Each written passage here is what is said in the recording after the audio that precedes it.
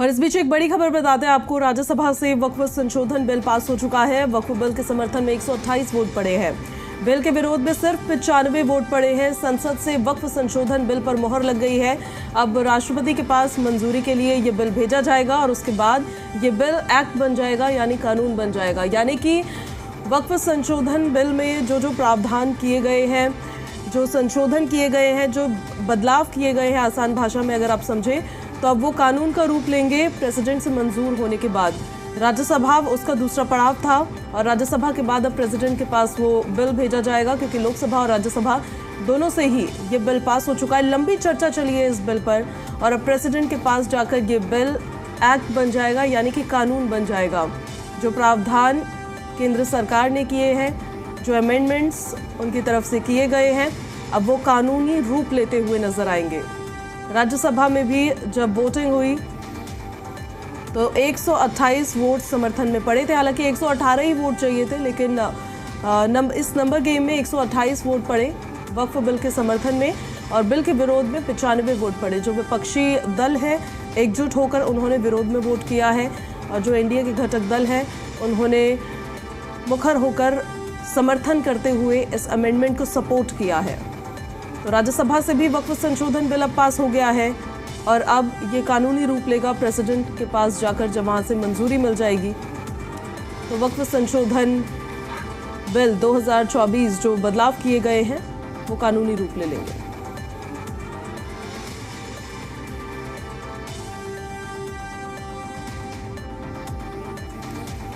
राज्यसभा से भी वक्फ संशोधन बिल पास हो चुका है। वक्फ बिल के समर्थन में जब वोटिंग हुई लंबी चर्चा के बाद तो 128 वोट पड़े हैं और उसके विरोध में 95 वोट पड़े हैं। तमाम घटक दलों ने विरोध किया है और इसको लेकर कहा है कि केंद्र सरकार वक्फ की जमीन हड़पना चाहती है।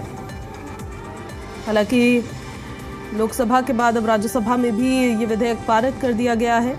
128 वोट पक्ष में, विपक्ष में 95 वोट। बिल पर 14 घंटे से ज़्यादा चर्चा हुई। विपक्ष ने बिल का विरोध करते हुए इसे मुसलमानों के अधिकारों के खिलाफ बताया। तो वहीं केंद्र सरकार की तरफ से ये कहा गया कि बिल से करोड़ों लोगों को फायदा होगा। दोनों सदन से वक्फ बिल पास होने के बाद अब ये राष्ट्रपति के पास जाएगा, जहां से मंजूरी मिलने के बाद बिल कानून बन जाएगा।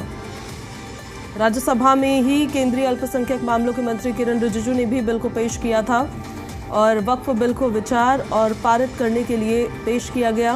बिल पर करीब 14 घंटे से ज़्यादा चर्चा हुई और चर्चा के बाद पहले विपक्षी सांसदों के संशोधन पर बारी बारी से वोटिंग हुई और बिल पर देर रात स्वचालित वोट रिकॉर्डिंग प्रणाली के माध्यम से वोटिंग कराई गई, जिसके बाद बिल को बहुमत के साथ पारित कर दिया गया है। किरण रिजिजू ने चर्चा पर जवाब देते हुए कहा कि इस बिल से किसी भी एक मुसलमान को कोई भी नुकसान नहीं होने वाला है। उन्होंने अपने जवाब में कहा है कि शुरुआती विधेयक और आज राज्यसभा से पारित होने जा रहे मसौदे में काफ़ी अंतर है। हम सुनने वाले लोग हैं। जेपीसी में ये ठीक है कि आपको जितना समय चाहिए था उतना नहीं मिला होगा, लेकिन फिर भी कई सुझाव लिए गए हैं। हमने आपके अनुरोध पर स्वीकार किए हैं और इस दौरान विपक्ष द्वारा उठाए गए प्रैक्टिसिंग मुस्लिम और गैर मुस्लिम्स को शामिल करने के सवाल पर भी जवाब उन्होंने दिया। कहा कि एक सवाल बार बार दोहराया गया कि प्रैक्टिसिंग मुस्लिम कैसे तय होगा। हम सबको कोई ना कोई धर्म हम लिखते हैं, लेकिन हम यहाँ इसे चुनकर नहीं आए। अब ये कैसे तय होगा, वैसे ही तय होगा।